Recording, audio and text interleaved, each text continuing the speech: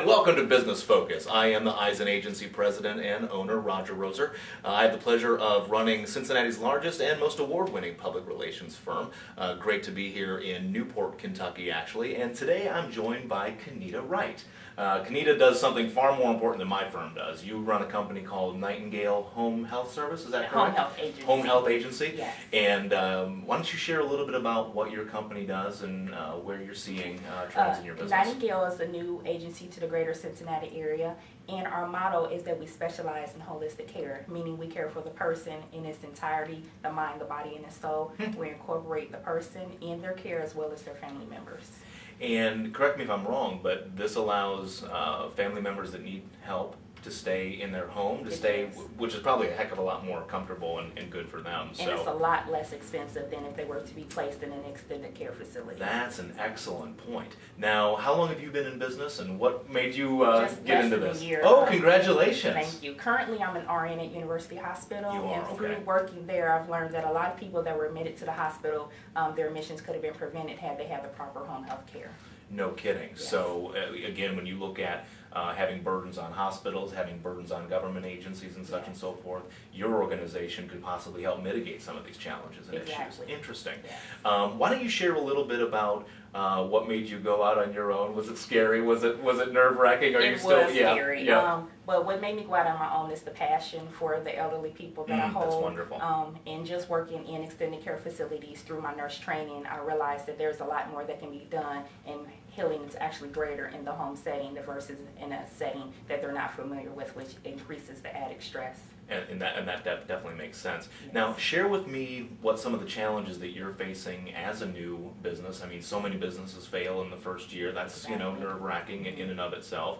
Here you are providing a service to folks, but you're still challenged with managing a business, running a business, getting the word out. You're on today's show, that helps.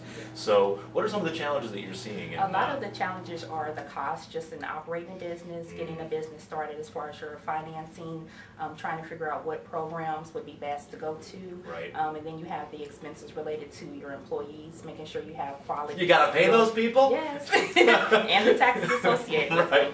them. Just making sure they're the right person for the job.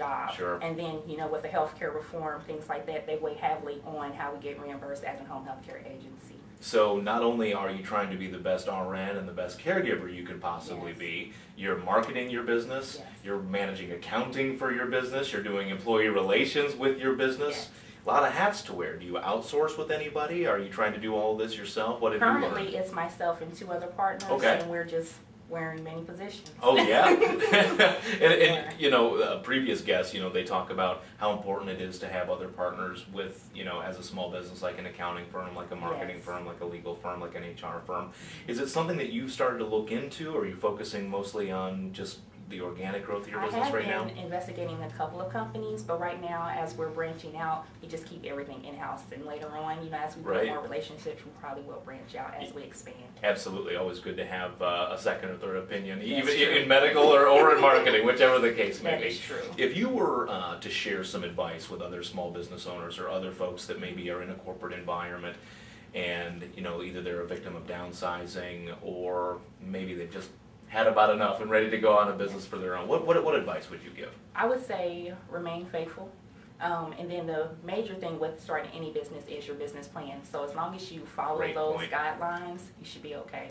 And just keep working towards it. Sure. I mean, there's so many wonderful resources out there. The Chamber has their strategic aid programs, and they've got so many great things there. But you do have to have that resource network and folks to know who to reach out to. You have to have a lot of support. You bet. And I love your line of, you got to have some faith. Faith in yourself and faith in something else, too. Because yes, we're ready for it to come from somewhere. Kenata, thank you so much for being on Business Focus. Thank you for having me. I really appreciate it. And for everybody that watches the show, you've listened, you've learned, now go grow. This is Rodger, over and out.